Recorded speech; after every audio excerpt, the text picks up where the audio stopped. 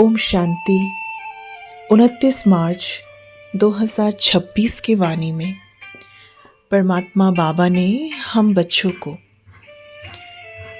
हमारे सारे ईश्वरीय खजानों को हम किस प्रकार से जमा करें और खजाने जमा होने के महत्व क्या है उसके बारे में बताते हुए कहते, बाबा ने कहा कि बाबा अपने सभी बच्चों को एक जैसा ही खजाना देते हैं।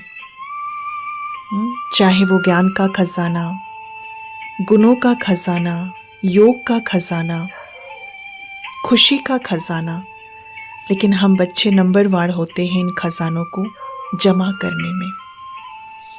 बाबा कहते, जब हम ज्ञान के खजाने से भिन्न भिन्न बंधनों में जो भी आत्माएं फंसी हुई हैं, उन सर्व को भी हम ज्ञान खजानों से बंधन मुक्त कर सकते हैं। साथ में जो योग का खजाना है, उस योग के खजाने द्वारा हम अनंत शक्तियों की प्राप्ति करते हैं। और जितना जितना बाबा के ज्ञान को धारणा कर रहे हैं, उन धारणाओं के खजाने से हमारे अंदर गुणों का खजाना बढ़ता जाता है। धारणा एक शक्ति है और उस धारणा की शक्ति से सर्व के स्नेह की शक्ति, सर्व के प्यारे न्यारेपन की शक्ति की खजाने को हम प्राप्त कर लेते हैं। और साथ साथ जो ब्राह्मण संबंध है, ये हमारा इतना बड़ा अलौकिक फैमिली है। ये ब्राह्मण संबंध के खजाने से भी हम खुशी का खजाना अपने आप में महसूस करते हैं। और इन सर्व खजानों को प्राप्त महसूस करने का जो समय है, वो है संगम का। संगम का एक मिनट भी एक माह के बराबर है। यानी 2 मिनट भी अगर हम व्यर्थ गवाते हैं तो 2 मास के बराबर होता है। क्योंकि ये संगम युग बहुत छोटा सा जन्म है, जिसमें हमें 21 जन्मों की प्राप्ति करनी होती है। और उस 21 जन्मों में अगर हमने 2 मास, या फिर अगर हम कहेंगे कि 10 मिनट तो मैंने सोचा व्यर्थ, यानी 10 मास को हम उसमें से गवा देते हैं। जिस संगम युग में हम तन मन धन जन सर्व प्राप्ति करते हैं, फुल प्राप्ति करना है।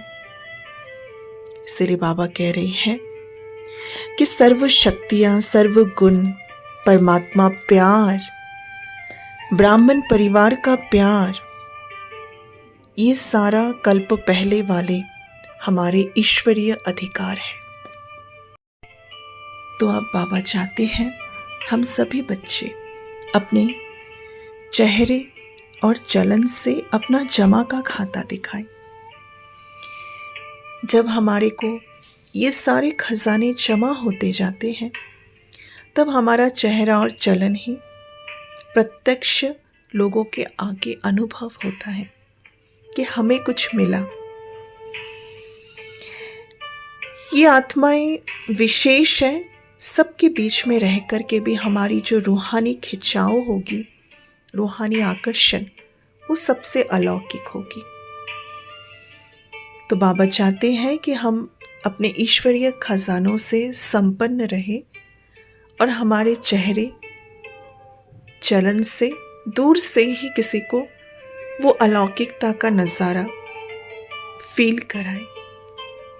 फिर बाबा मधुबन भूमि को याद कराते हुए कह रहे हैं, जैसे मधुबन का वायुमंडल बहुत रिफ्रेशमेंट देता है, बाबा के बच्चों को सहयोग देता है, स्वपरिवर्तन स्वचिंतन का सहयोग, रूहानी वायुमंडल मधुबन का। तो हम बच्चों की जिम्मेवारी है कि हम अपने अपने सेवा स्थान पर भी वापस मधुबन से आकर अपनी मनसा सेवा, स्वपरिवर्तन के दृढ़ संकल्प द्वारा वो वायुमंडल बनाए। बाबा कहते, अभी कुछ विशेष कमाल करके दिखाना है अपने स्थान पर। और ये कमाल करने के साथ साथ हम बच्चों को ये भी याद रखना है अचानक का पार्ट। इसलिए अचानक के पार्ट को याद रखते हुए कभी कभी पे हमें टालना नहीं है, जो करना है अब भी करना है, ये होना चाहिए हमारे अंदर। कभी कभी का संकल्प हम बिल्कुल ना करें। इसलिए बाबा ने मम्मा को याद कराते हुए कहते हैं, मम्मा का स्लोगन था और ये लक्ष्य रखा, अब नहीं तो कभी भी नहीं। जैसे बच्चे कभी कह देते हैं करेंगे हो जाएगा, नहीं। इसके साथ साथ हमें विशेष और एक कार्य करने बाबा प्रेरित कर रहे हैं, सेल्फ चार्ट रखने का। रात्रि को सोने से पूर्व बाबा को अपने सारे दिन का चार्ट देकर सोना है, हल्का होकर अच्छी नींद लेनी है। जब ये स्मृति रहेगी हमें रात को सोने से पूर्व, तो धर्मराजपुरी में हमें जाना नहीं है। तो धर्मराजपुरी से बचने के लिए रात को सोने से पूर्व बाबा को चार्ट अवश्य देना है। चार्ट देने के साथ साथ बाबा कहते, हम बच्चों को अपने मस्तिष्क से अपने चेहरे की चमक दिखाना है औरों को।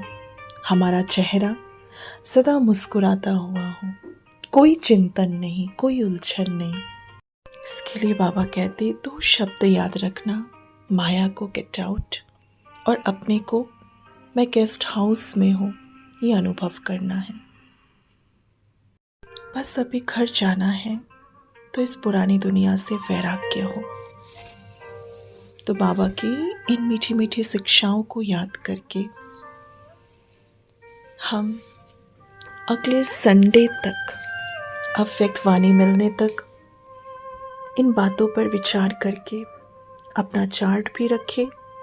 रात को सोने से पूर्व दो शब्द हम विशेष याद रखेंगे, माया को गेट आउट और खुद को गेस्ट हाउस में हो। अब घर जाना है, अभी नहीं तो कभी नहीं, ये स्मृति में रहे तो हमारे सर्व खजानों को जमा करने में हमें बहुत सहज होगा। ओम शांति।